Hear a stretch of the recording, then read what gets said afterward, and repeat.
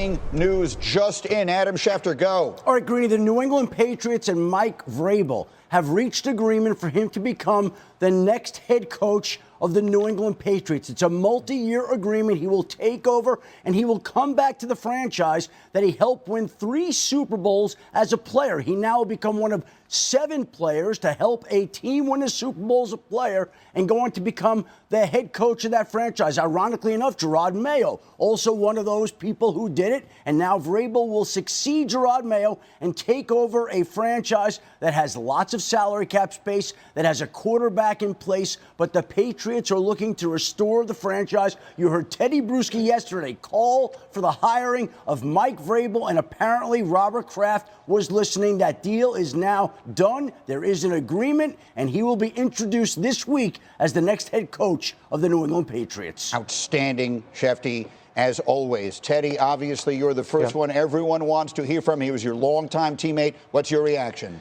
I'm excited. Vrabes is excited. We've been in communication. I mean, I think that he's the right man for the job, of course. He's a good friend of mine.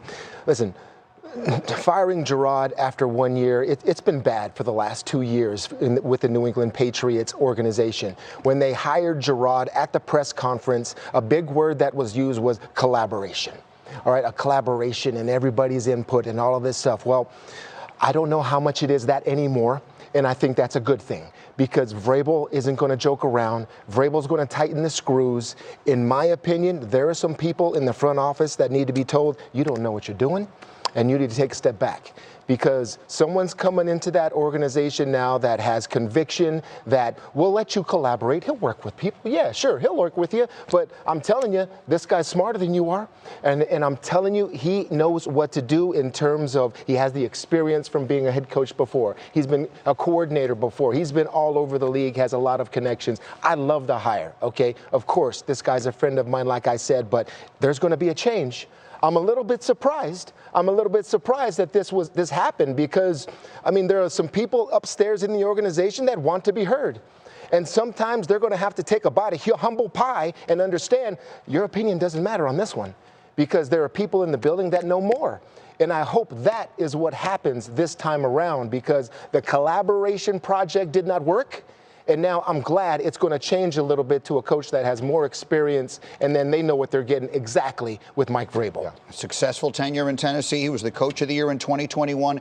He's 49 years old, will be 50 when next season begins. Rex, what's your reaction? Hey, man, I mean, hopefully I get to kick this guy's ass twice a year. I don't know what you're talking about. Just kidding, them jets, huh? I'm just kidding, buddy. Maybe your team. Yeah, not anyway, my team, yes, but not me personally. Mike Vrabel is a coach. Listen, I have had many people on Get Up say, let's just go over what he's got. They have a quarterback in place that people love, Drake May. I think people generally saw very positive things.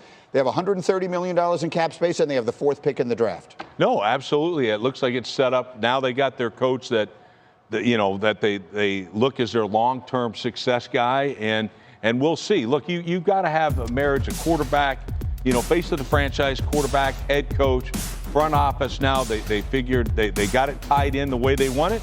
We'll see what happens. I think this is stabilizing, right? For an organization that's had a lot of turmoil the last 2 years. I mean, this guy's a bona fide good football coach. And I think there's something about coming in on your second go-round, too, right? Yeah. This guy learned a lot in his first time being a head coach. It's a unique position. I love this hire. Well, I mean, the hire, let's face it, I mean, automatically he connects. He's going to connect in that locker room. All right, he's been in that locker room. He's also going to connect with the fan base, and I think that's important. And so, to me, yes, it looks like an outstanding hire. No surprise that they went. We know the 2 linebackers love it. Yeah, of course. Fred, it's way above my pay grade. Let me tell you that. He's coaching hires and all that. I hope he does horrible. No, I'm just kidding, Brave. Hey, man, Fred. Yeah, no, go ahead, Teddy. What you said, all right, the $130 million in cap space, there are a lot of decisions that can be made. The possibilities of what you do with your own players, what you do with high-priced free agents. There's a lot of decisions to be made, and there's a lot of people that think they have the answers. Especially when you got a quarterback. There's a lot of people that think they have the answers. The one person that has to have the voice is that one, the head coach, that one right there on that picture, Mike Vrabel. Do they know that? That's what I'll be looking to see. Well, listen, what you sound to me like you're describing would be the successful the extraordinarily long and successful tenure of Bill Belichick in New England. And I think that the hiring of Gerard Mayo was viewed as a departure from that formula, from one person really being at the total apex of everything and having firm decision-making power over everything. It sounds to me like you're thinking this is a return to that. First of all, let me say this. Gerard didn't get the chance to return to that, okay? He didn't get the chance.